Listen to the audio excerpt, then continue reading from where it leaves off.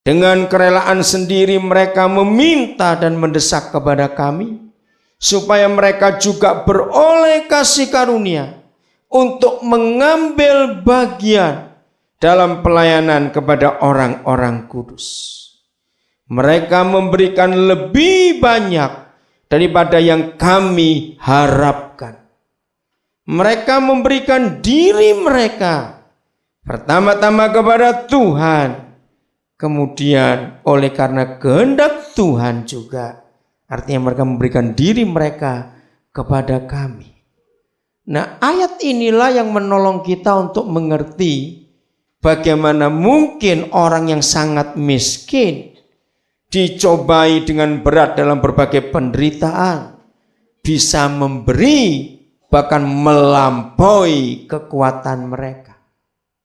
Maka kita ketemu jawabannya sekarang, yaitu mereka memberi diri mereka.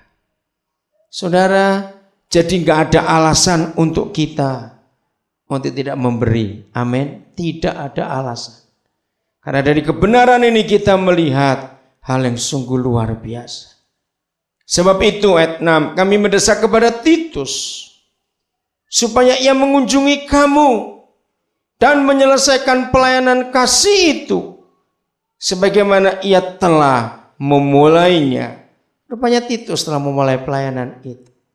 Maka sekarang Roh Kudus engkau menjamah kami. Maka sekarang sama seperti kamu kaya dalam segala sesuatu. Nah, sekarang Paulus bicara pada jemaat Korintus.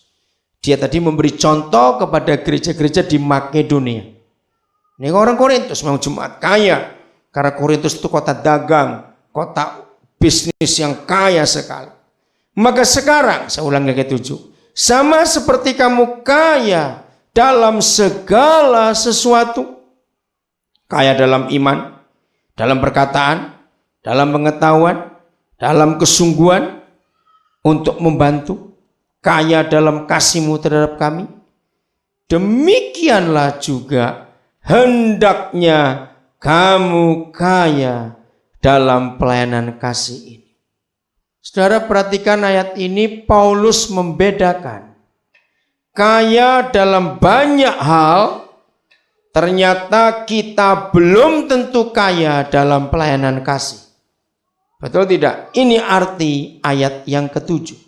Lagi sekali, orang boleh kaya dalam banyak hal, tapi belum tentu orang itu kaya dalam pelayanan kasih. Maka itu kita harus rajin-rajin memeriksa diri kita sendiri. Sampai seberapa jauh dalam kehidupan kita ini. Saya percaya setiap kita, namanya manusia, pasti akan berkata, aku aja kurang. Betul tidak? Aku aja kurang.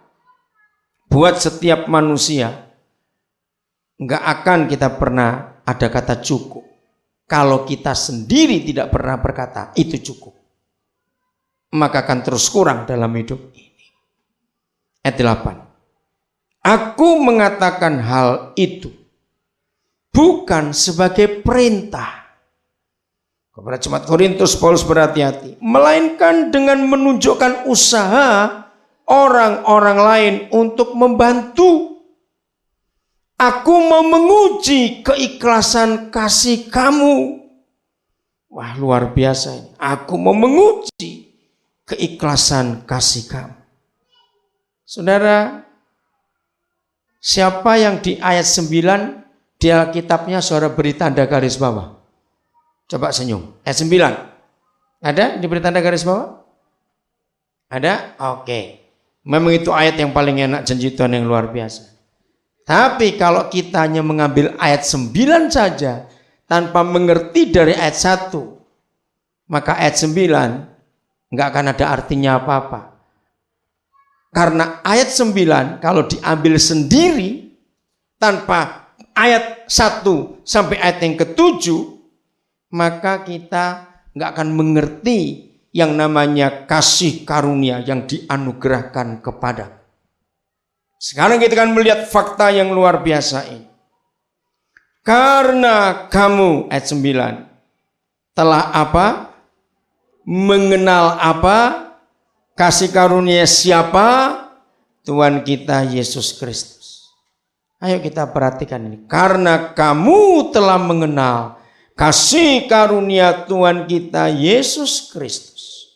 Apa kasih karunianya yang telah kita kenal dan yang telah kita terima, karena kasih karunia itu telah diberikan kepada kita, bahwa Ia yang oleh karena kamu menjadi apa? Miskin. Sekalipun Yesus Tuhan kita bagaimana? Kaya. Supaya kita bagaimana? Menjadi apa? Kaya oleh karena kemiskinannya. Saudara, saya akan agak panjang dikit di ayat 9 ini. Ini sungguh hal yang luar biasa. Saya tanya begini kepada saudara. Kalau begitu, Tuhan Yesus pernah miskin tidak? Nggak usah ragu-ragu jawab. Pernah miskin tidak? Pernah. Di samping ayat ini yang memberitahu kita. Tapi kita lihat proses kelahirannya. Dia begitu miskin. Saudara, semiskin-miskinnya orang. Lukas menuliskan. Karena dia bayi yang baru lahir. Pasti kedinginan. Maka perlu selimut, bukan?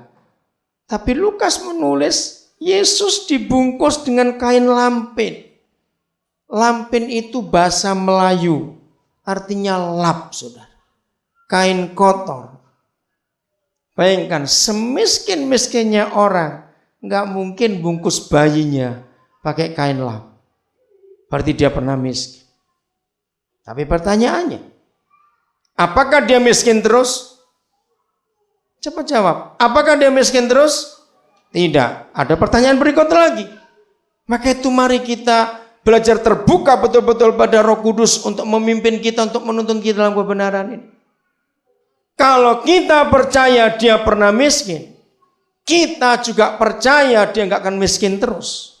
Pertanyaan berikut. Kalau begitu, selama masih ada orang miskin di dunia ini, Yesus Tuhan kita bagaimana? Ayo, ini pertanyaan penting buat kita. Karena saya dapat ini waktu diskusi dengan orang itu, sebetulnya saya nggak ngerti sedalam ini pasal ini, saudara. Tapi karena dia korek terus, dia tanya terus kepada saya, akhirnya saya menemukan yang sebetulnya saya sudah melakukan, cuma kalimat-kalimatnya saya nggak pernah ngerti. Dan ketika dia korek semuanya itu, saya baru jelas. Oke, pertanyaannya. Tadi Venus sudah jawab betul, tapi supaya yang lain dengar. Kalau Yesus pernah miskin, kita percaya. Dan kita juga percaya dia nggak akan miskin terus. Tapi selama di dunia masih ada orang miskin, terus dia bagaimana? Ayo jawab tadi itu. Ayo cepat yang lain jawab bagaimana. Selama masih ada orang miskin di dunia, maka Yesus akan bagaimana, saudara? Akan terus berulang ayat ini. Dan ternyata betul. Ketika saya ketemu seorang yang ahli dalam perjanjian baru, ngerti bahasa Yunani, ternyata memang ayat 9, 2 Korintus 8, itu tensesnya present continuous tense. Artinya peristiwa yang terjadi terus menerus. Nggak berhenti hanya sekali saja. Itu sebabnya saya katakan tadi, kalau kita hanya memberi tanda ayat 9 di pasal 8 2 Korintus, tidak mengerti keseluruhannya, maka kita nggak akan tahu arti ayat itu. Jadi begini prosesnya. Kalau kita ini adalah kelompok pertama di dunia yang datang kepada Tuhan Yesus, karena dosa, karena kejahatan, maka kita adalah orang-orang miskin. Begitu kita datang kepada Tuhan Yesus, dan dia punya kasih karunia yang luar biasa untuk kita semuanya. Lalu dia ketemu kita, dia buat apa?